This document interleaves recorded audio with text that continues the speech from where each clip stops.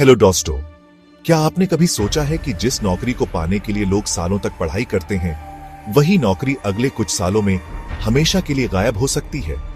AI यानी artificial intelligence अब सिर्फ एक टूल नहीं रहा, ये अब एक सुनामी बन चुका है जो बहुत सारी नौकरियों को बहा ले जाने वाला है। और सबसे पहले जो लोग इसकी चपेट में आने वाले हैं वो हैं entry level white collar employees, मतलब वो लोग जो ऑफिस में कंप्यूटर पर बैठकर काम करते हैं, जैसे data entry, customer service, junior accountants वगैरह। और ये मैं नहीं कह रहा, ये कहा है एंथ्रोपिक के सीईओ डारियो अमोडई ने। और एंथ्रोपिक वही कंपनी है जिसने चैटी जीपीटी के टक्कर में क्लॉड नाम का एआई बनाया है। उन्होंने साफ कहा, एआई अगले 1 से 5 सालों में आधे से ज्यादा entry level white collar jobs को खत्म कर देगा। अब ये सुनते ही बहुत से लोग बोलेंगे, अरे यार, इतना जल्दी कैसे होगा? तो चलो आज इस वीडियो में हम बिल्कुल डिटेल में समझते हैं कि यह खतरा कितना असली है, कौन कौन सी नौकरियां सबसे पहले जाएंगी और इससे बचने का क्या रास्ता है। वीडियो के अंत में हम एक बेहद इंपॉर्टेंट चीज भी डिस्कस करेंगे, क्या ये एआई वाला फ्यूचर इंडिया के लिए वरदान है या अभिशाप। तो चलो शुरू करते हैं। सबसे पहले यह समझो कि एआई असल में कर क्या सकता है। आज की तारीख में एआई सिर्फ चैट करने वाला चैटबॉट नहीं है। ये एक्सेल शीट्स पढ़ सकता है, रिपोर्ट बना सकता है, प्रेजेंटेशंस तैयार कर सकता है, ईमेल्स लिख सकता है और यहां तक कि मीटिंग नोट्स भी समराइज कर सकता है।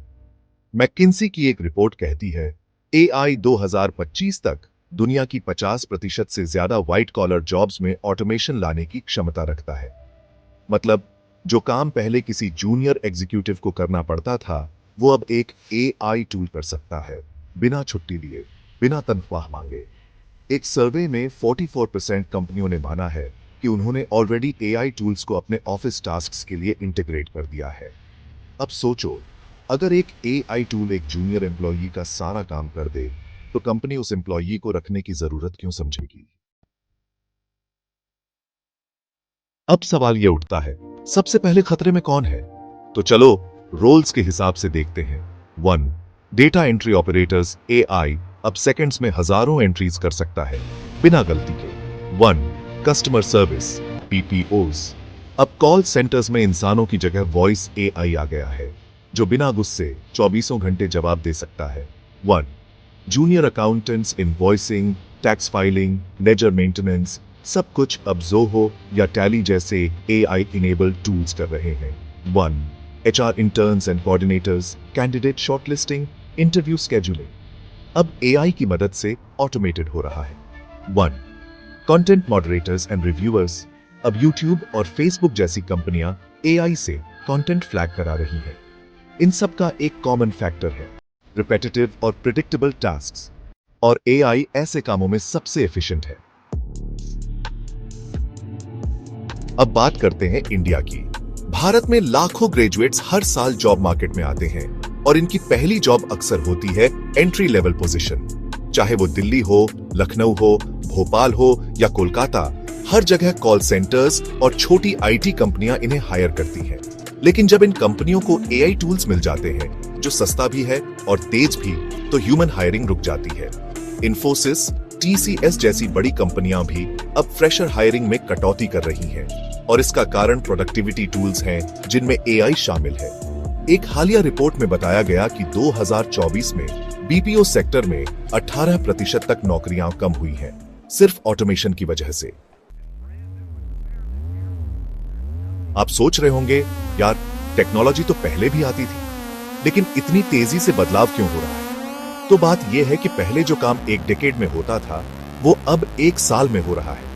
ओपन एआई ने GPT-4 रिलीज किया, फिर एंथ्रोपिक ने क्लॉड 3, फिर गूगल ने जेमिनाई। हर हफ्ते नया एआई टूल आ रहा है और अब तो एआई खुद को ट्रेन करना भी सीख गया है। मतलब जिस तरह इंसान नई स्किल्स सीखता है, एआई भी वैसे ही खुद को अपग्रेड कर रहा है।